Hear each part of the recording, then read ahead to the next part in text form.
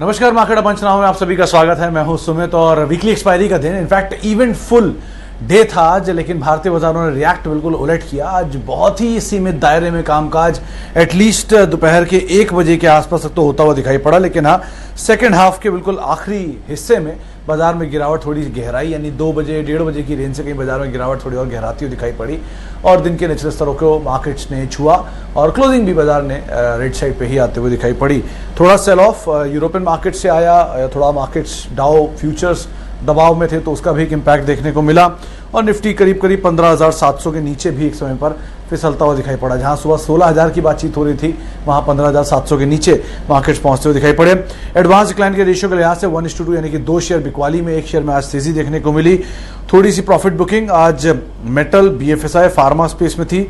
Realty, oil and gas space के अंदर भी कुछ हद तक प्रेशर आता हुआ दिखाई पड़ा। खरीदारी थी आज थोड़ी बहुत सेलेक्टिव छोटे पॉकेट्स में, जैसे फर्टिलाइजर, रेलवेज, ये खरीदारी में कामकाज कर रहे थे। छोटे मोटे शेयर, चीनी शेयरों में खरीदारी थी, आईटी शेयरों में सेलेक्टिव कुछ स्टॉक थे, वहां खरीदारी थी। अनलॉक प्रोसेस वाली कंपनीज जैसे कि आप Burger King, Mrs Bector, Westlife जैसे स्टॉक जो थे वो आज तेजी के साथ कामकाज करते हुए दिखाई पड़ रहे थे। नंबर से पहले टीसीएस बिल्कुल फ्लैट था। इंश्योरेंस कंपनी में एसबीआई लाइफ तेज था। बजाज ऑटो, आइशर, टेक महिंद्रा, कुछ और ऐसे नाम थे जो कि निफ्टी को कुछ हद तक सपोर्ट दे रहे थे, लेकिन हैवी वेट में बिकवाली थी।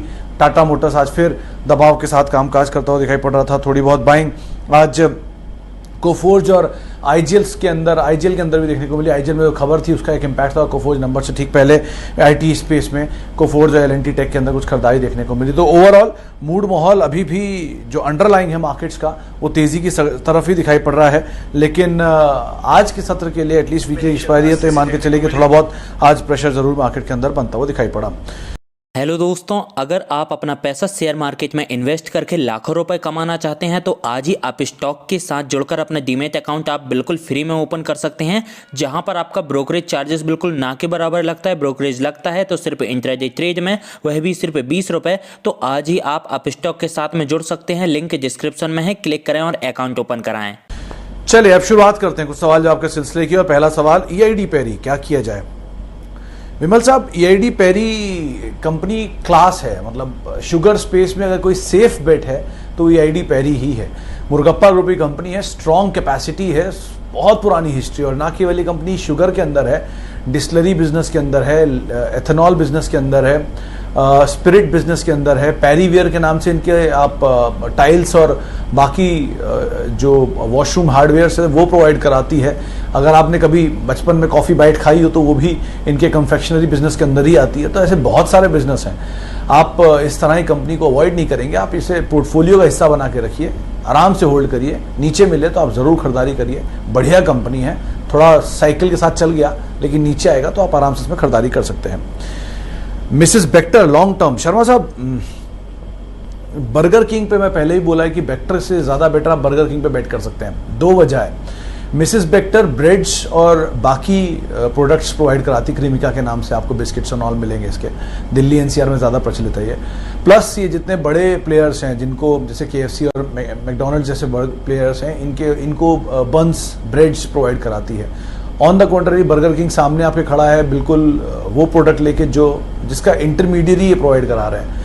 तो अगर आप आउट राइटली खेलना चाहते हो तो एक बार को बर्गर किंग के साथ जा सकते हैं। जो एग्जिस्टिंग पोजीशन है उसमें तो आप बने रहें, लेकिन अगर नई खरीदारी करने की इच्छुक हैं तो आप वहाँ की बजाय यहाँ एक बार ट्राई करके देख सकते हैं। लेकिन फिर भी बाजार में थोड़े चले हुए शेयर हैं, थोड़ा नीचे मिल जाए तो ज़्यादा बेहतर रहेगा। अच्छा, आगे बढ़ते हैं। मिसेस बेक्टर बात कर ली। आइशर मोटर, सर आइशर आज तो थोड़ा प्रेशर में रहा सबीर साहब, लेकिन ये बहुत भागा हुआ शेयर अगर आपने गौर से देखा हो तो, लेकिन फिर भी उसके बावजूद भी ये कंपनी के फंडामेंटल के हिसाब से वैल्यूएशन सस्ते हैं, डिस्पाइट ये शेयर थोड़ा चला है। एनीवेज, हैविंग सेड दैट, आप ज़रूर आइशर में बने रहिए, कोई प्रॉब्लम एज सच नहीं है स्टॉक के अंदर। जिस सेगमेंट को ये केटर करते हैं वहाँ पर थोड़ा बहुत इंपैक्ट लॉकडाउन का भले रहेगा डोमेस्टिक फ्रंट पर, लेकिन इंटरनेशनल मार्केट्स को भी केटर करते हो तो वहाँ से सेट ऑफ कर लेंगे। इस क्वार्टर के नंबर पे शायद इतना इंपैक्ट बाकी ऑटो कंपनी से कंपैरिजन में ना आता हुआ दिखाई पड़े। आप बने रहिए, वैसे कंपनी ठीक है, बस चाल के ऊपर नज़र रखिएगा, थोड़ा महंगा हो तो अवॉइड, लेकिन अगर नीचे मिल जाए तो बहुत ही अच्छी बात है। आगे बढ़ते हैं। IRFC 24 रुपये, एमटार 15। शिवम साहब का सवाल है। शिवम जी, IRFC के केस में तो 24 रुपये पर 26.60 वो लेवल है जिसको पार करना है इसको, वो पार हो गया तो मतलब मैंने बहुत दिन ट्रैक नहीं किया, लेकिन अगर हो गया कि बीच में हुआ था एक दिन नंबर्स के आसपास क्या, फिर वापस नीचे आ गया था, अगर ये आ गया है या 2660 पार कर गया तो आप होल्ड करिए, 2660 पार नहीं किया तो उसके पार होने का वेट करिए। 2660 पर्टिकुलरली क्यों, क्योंकि इशू प्राइस था इसका 26 रुपये और 60 रुपये का हाई था, तो अगर वो लेवल भी पार कर लेते हैं तो सप्लाईज जो है वो पूरी हो जाएंगी। तो सप्लाई 26-27 की रेंज में पूरी हो जाए उसके बाद आप इसमें बढ़ रहे हैं तो शायद इसमें नई बाइंग देखने को मिल सकती है। फ्लोट बड़ा है, इसे चलने में थोड़ी दिक्कत हो भी रही है। दूसरा एमटार, ये शेयर बढ़िया है, चला बहुत है, हाल फिलहाल में भी कुछ एक बड़ा मूव्स में आता हुआ दिखाई पड़ा था, टाइप्स भी अच्छे हैं, क्लाइंट बेस बहुत बढ़िया और बहुत डाइवर्सिफाइड वे में इनके क्लाइंट्स हैं, तो आपके लिए राय कि आप एमटार में तो एटलीस्ट बने रह सकते हैं। कुणाल ढोलकिया साहब का सवाल है सुबेक्स पे क्या किया जाए। सुबेक्स सर, कुणाल जी अच्छा चला, पिछले 3 दिन में तो बढ़िया चला है ये शेयर, 58 रुपये पे होता था और एकाएक उस दिन ब्लॉक हुआ या 2.5 करोड़ शेयरों का सौदा हुआ और उसके बाद से शेयर चला, और पहले दिन तेज़ी, दूसरे दिन तेज़ी, 74 रुपये इसका टारगेट आ रहा था, आज फिर वो लेवल इसने छुआ, 74-40 का हाई था शायद आज, लेकिन फिर नीचे आ गया। तो 74-40 या 74 की रेंज के ऊपर या 75 मान लेते होना सेफर साइड, अगर ये पार करता है तो और बड़ी तेज़ी देखने को मिलेगी 85 तक, 90 तक। वो लेवल्स क्रूशियल होंगे कि बहुत समय तक उस लेवल को इसने तोड़ा नहीं हो, 5 साल का हाई या 10 साल का हाई है शायद 90 रुपये। तो आप पहले तो उन लेवल्स को देखिए। कंपनी में नंबर्स में पिकअप आया है पहले कंपैरिजन में काफ़ी, और प्रमोटर के चेंज के बाद तो और सिचुएशन बेटर हुई है, दिन पर दिन सिचुएशन बेटर हुई है, तो आप समय दे सकते हैं। और अगर आपको लगता है रिस्की ट्रेड भी है तो आप ये करिए कि आपकी जो प्रॉफिट हो उसको आप रहन दीजिए और जो कॉस्ट हो उसको आप निकाल लीजिए, तो फ्री के शेयर आपके रहेंगे, वो आप कितने भी समय होल्ड करिए, कोई दिक्कत नहीं है। Best chemical stock to buy, Mittal साहब सुदर्शन केमिकल देखिए, अच्छी कंपनी है केमिकल स्पेस में, पुरानी हिस्ट्री है, बढ़िया कंपनी है। अमाइंस में दोनों कंपनियां अच्छी हैं, बालाजी भी अल्काइल भी, इनको भी आप देख सकते हैं। आरती एडजस्ट हुआ है अभी, तो थोड़ा एडजस्टमेंट के बाद नीचे आ जाए तो आप इसको भी देख सकते हैं। आरती इंडस्ट्री बहुत पुरानी कंपनी है, मतलब एक ज़माने में इंडिया की सबसे पहली लिकर बनाने वाली कंपनियों में से एक होती थी, वो बात अलग है, गुजरात में थी तो इनको अपना प्लांट बंद करना पड़ा था। एनीवेज, तो आप इन कंपनीज को देख सकते हैं केमिकल स्पेस में। अच्छा, आगे बढ़ते हैं। ओ, शिवम सिंह का सवाल है, ब्रिटानिया इनके पास 1500-1600 रुपये के दाम पे पड़ा। अरे सिंह साहब बहुत, नहीं बालकृष्ण माफ कीजिएगा, मैं ब्रिटानिया पड़ गया। एनीवेज, बालकृष्ण इंडस्ट्री आप अगर 1600 रुपये के दाम पे लेकर बैठे हैं तो आप इसको नीचे फिर खरीद लीजिएगा, अगर आपको कहीं 1000 रुपये के नीचे मिल जाए तो। अच्छी कंपनी है, जिस प्रोडक्ट में है ऑलमोस्ट इनके सामने कोई पीयर है नहीं। वो बात अलग है, मार्केट शेयर आपको छोटा दिखाई पड़ेगा क्योंकि ऑब्वियसली बात, सेगमेंट में कोई नहीं तो मार्केट शेयर कहाँ से, मतलब टायर स्पेस में बहुत बड़ा मार्केट शेयर नहीं ओन करती, लेकिन 56 इंच के टायर शेयर में सबसे बड़े मार्केट शेयर वो ओन करते हैं। मॉन्स्टर ट्रक की रेस कभी आपने यूएस में देखी हो तो उसको यही स्पॉन्सर करते हैं, और इसी तरह के प्रोडक्ट्स को डील करते हैं जो मेगा प्रोडक्ट्स का। तो माइनिंग एक्टिविटी इंप्रूव होगी, कंस्ट्रक्शन एक्टिविटी इंप्रूव होगी, तो ऑब्वियसली बात है इनके प्रोडक्ट की डिमांड भी वापस रिवाइव होते हुए दिखाई पड़ेगी। सो फार के लिए आप बने रहिए, नीचे मिले तो आप जरूर खरीदारी करिए। अच्छा, ये कुछ सवाल पढ़ रहा हूँ। अक्षय मित्तल साहब का, want to exit ITC in loss 200 share. Mittal साहब पेशेंस टूट गया शायद आपका, तभी आपको निकलना पड़ रहा है। खैर, अगर आप आईटीसी से निकल भी रहे हैं तो अभी मत निकलिए, आईटीसी सेफ बेट भी है। अगर आप ऐसे समझते कि ये शेयर चलता नहीं है तो आप ये भी समझ लीजिए कि ये गिरता भी नहीं है, तो जब बाजार टूटेगा तब भी शेयर वहीं फर्म रहेगा, बहुत ज़्यादा टूटेगा नहीं। तो उस सिचुएशन में एटलीस्ट आपको एक कुशन प्रोवाइड करेगा मार्केट के फॉल के सामने। तो अगर आपके पास पैसा है, आप बने हुए हैं तो बने ही रहिए। अभी बाजार नीचे आएगा तब आईटीसी निकल के कहीं और पैसा डाल देगा। चलते हुए बाजार में आईटीसी से निकल के पैसा डालने का कोई औचित्य नहीं है। गिरते हुए बाजार में आईटीसी से पैसा निकाल कर आप कहीं और डालिए तो शायद ज़्यादा प्रॉफिट आपको मिल सकता है। बाकी कॉल आपकी है, कोई अच्छा विकल्प मिले तो आप ज़रूर आईटीसी स्विच कर सकते हैं। अच्छा, आगे बढ़ते हैं। ओएनजीसी पर राजन साहब का सवाल है। ओएनजीसी पे सर 2-3 चीज़ें, अभी एक रिपोर्ट आई थी, सीएलएसए की मॉडल पोर्टफोलियो में चेंज की, उन्होंने भारती एयरटेल को निकाला है और ओएनजीसी को शामिल किया है। बहुत बढ़िया रीजन उन्होंने दिया था इसके पीछे। भारती एयरटेल वैसे तो कंपनी अच्छी, कोई बुराई नहीं है इसके अंदर, बट ओएनजीसी केस में लास्ट क्वार्टर के नंबर ओएनजीसी ने जो पोस्ट किए थे, उस क्वार्टर के नंबर में ओएनजीसी ने क्रूड के दाम को $45 के आसपास मान के, $51 माफ कीजिएगा के आसपास मान के अपने तिमाही नंबर दिए थे। यानी कि उनके जो रियलाइजेशन आए थे वो $51 क्रूड के हिसाब से आए थे। अब क्रूड का दाम है $76, तो $26 पर बैरल के आसपास का गेन उन्हें ऑलरेडी इन्वेंट्री में ही हो रहा है। तो अब जो क्वार्टर के नंबर आएंगे वो रोबस्ट आएंगे, मान के चल सकते हैं तिमाही दर तिमाही पर, और रोबस्ट नंबर अगर आएंगे तो रियलाइजेशन इंप्रूव होगा। और उनका यह मानना है कि इस दाम से 118%, अगर मैं गलत नहीं हूं तो 120% ही मान लेते हैं मोटा मोटा, 120% का जंप ओएनजीसी के दाम में के शेयर प्राइस में देखने को मिल सकता है। फिलहाल आप बने रहें।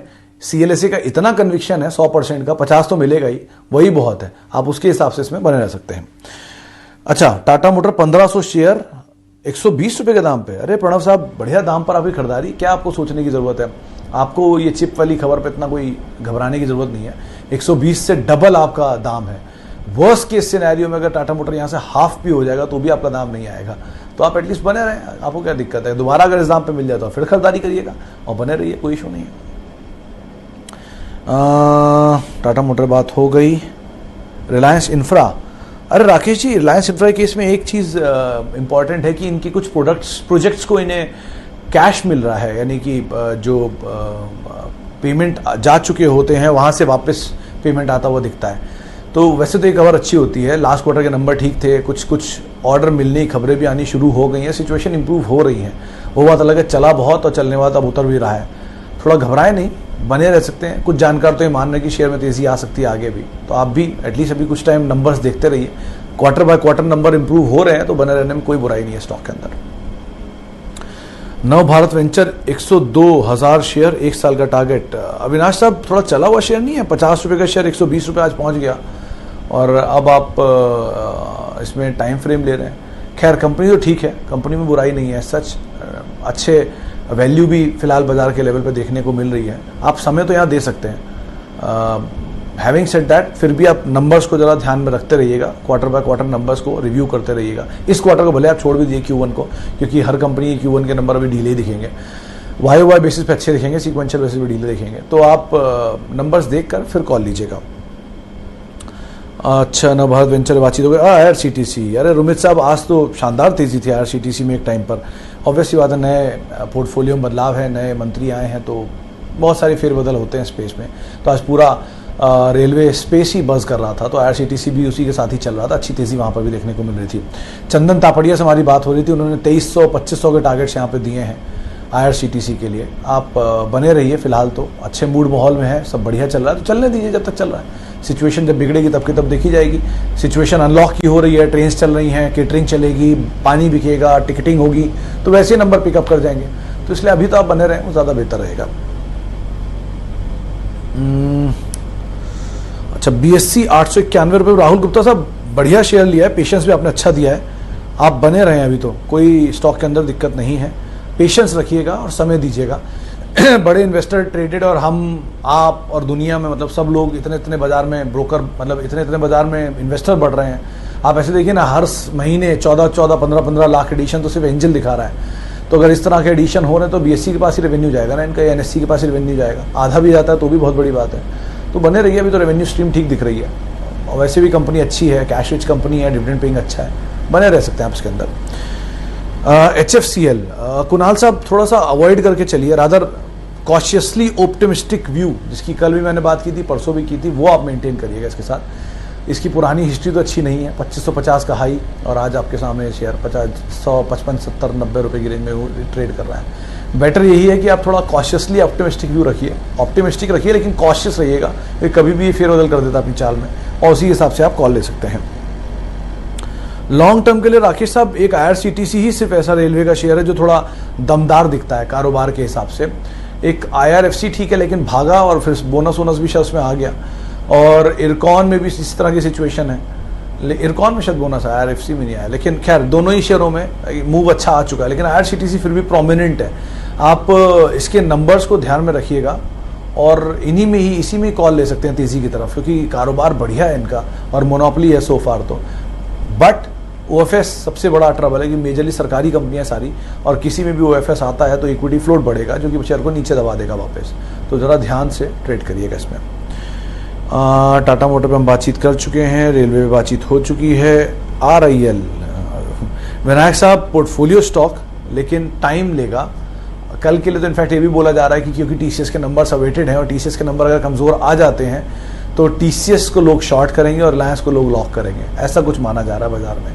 खैर, लेकिन ये सब तो छोटी मध्यम अवधि की खबरें हैं। बेटर यही है कि आप अगर लंबी अवधि के लिए बना रहना चाहते हैं तो आप ज़रूर इसमें बने रहिए और निचले स्तरों पर इसमें खरीदारी भी करिए। ब्रोकरेज हाउसेस के व्यूज़ करीब करीब 2580 के हैं। बर्नस्टीन की एक रिपोर्ट थी और उन्होंने तेज़ी की ही यहाँ पर बात की है। MGL, BPCL और BSC, विजय सिंह सोलंकी साहब का सवाल है। सर, BSC पे तो हम बातचीत कर चुके हैं। BPCL में डिविडेंड का वेट करिए, पहला बड़ा ट्रिगर है। डिविडेंड मिल जाए तो आप कॉल ले सकते हैं। उसके बाद क्या करना चाहिए, डिपेंड्स कि इसमें इन्वेस्टर आ रहा है कि इसमें कोई कंपनी इसके कारोबार को टेक ओवर कर रही है। कंपनी आएगी तो ऑब्वियस सी बात है कारोबार बड़ा करेगी, इन्वेस्टर आएगा तो वैल्यू बढ़ाएगा और वापस बेचकर निकल जाएगा। दोनों के हिसाब से आप कॉल लीजिएगा। महानगर गैस बढ़िया कंपनी है, IGL ने दाम बढ़ाया है, शायद MGL भी गैस के दाम बढ़ाते हुए दिखाई पड़े, रियलाइजेशन इंप्रूव होंगे, आप बने रह सकते हैं MGL के अंदर भी। अच्छा, आगे बढ़ते हैं। और सिम्फनी, ये सवाल है शरद मिश्रा साहब का। मिश्रा साहब, बिजनेस तो इनका बढ़िया और ये सीज़न भी है, गर्मी का सीज़न भी बढ़िया है और ये केवल कूलर एंड ऑल में है, बल्कि ये हैवी प्रोडक्ट्स को भी प्रोवाइड कराते हैं जो कि मशीनरी फैक्ट्रीज एंड ऑल में इस्तेमाल होते हैं कूलिंग सॉल्यूशंस को लेकर। तो कंपनी ठीक है, कारोबार अच्छा है, लेकिन पुरानी हिस्ट्री का भी चेक करिएगा, बहुत ज़्यादा भागा चला हुआ शेयर है। तो थोड़ा सा अगर कूल ऑफ हो भी रहा है तो ऐसी कोई दिक्कत नहीं। इस कारोबार में अगर आप जाना चाहते हो तो वर्लपूल पे पहला फोकस रखिए। हिताची एक और नाम है जिसके ऊपर आप ध्यान दे सकते हैं, ये दो बहुत बढ़िया कंपनी है। वोल्टास, इसको भी आप प्रोमिनेंटली देख सकते हैं। CESC, सर इसमें बोनस आया होगा आपको साहू साहब, अगर मैं गलत नहीं हूँ, या स्प्लिट, सॉरी 15 शेयर है। स्प्लिट के पहले की आपकी भाव लग रही है, एक बार अपना स्प्लिट का भाव चेक कर लीजिए। एडजस्टमेंट है इसमें, एडजस्टमेंट के बाद आपके कुछ और शेयरों के दाम होंगे, तो आप एक बार पहले उसे चेक कर लीजिए, फिर उसके बाद हम आपसे आराम से बात करेंगे। अच्छा, भारती 5000 शेयर होंगे 550 रुपये के दाम पे। ब्रिजेंद्र साहब, 5000 शेयर आपने कल ले रखा है तो बने रहना ही ज़्यादा बेहतर है। आपकी खरीदारी का दाम ऐसा कोई बुरा नहीं है, 540-50 की रेंज में ही घूम रहा है अभी भी। आप बने रहे, 620-670, शायद 620-630 के दाम देखने को मिल जाते हैं तेज़ी की तरफ अगर ये शेयर चलता है तो, और नीचे की तरफ मैक्सिमम अगर ये जाएगा 380 तक दिखाई पड़ सकता है। तो अगर आप और ऐड करना चाहते हैं तो यहाँ मत करें, अगर गैप मिल जाता है नीचे कहीं तब आप ऐड करिएगा।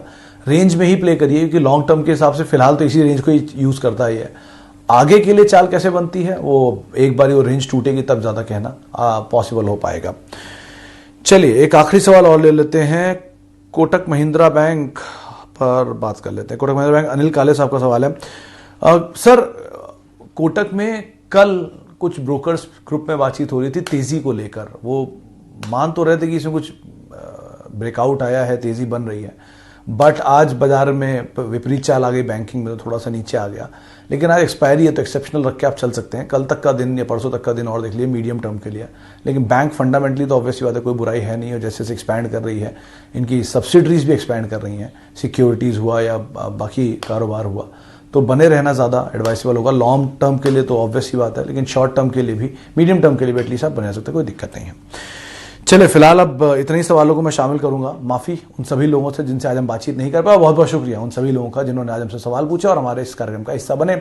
आपसे कल फिर मुलाकात होगी और तब तक के लिए आप मेरे साथ @सुमित रिसर्च मेरा ट्विटर हैंडल है, जिसके ऊपर जुड़ सकते हैं। एक चीज़ क्रूशियल जो है वो है कल का दिन, जहाँ पे TCS के नंबर्स का बड़ा इम्पैक्ट आएगा। हफ्ते का आखिरी कारोबारी सत्र भी होगा, तो बहुत कुछ होना है कल भी, तो बड़ा ध्यान से संभल कर ट्रेड करिएगा। बाजार बहुत ज़्यादा स्विंग ले रहा है, ध्यान से ट्रेड करिए, वो ज़्यादा बेहतर रहेगा। नमस्कार।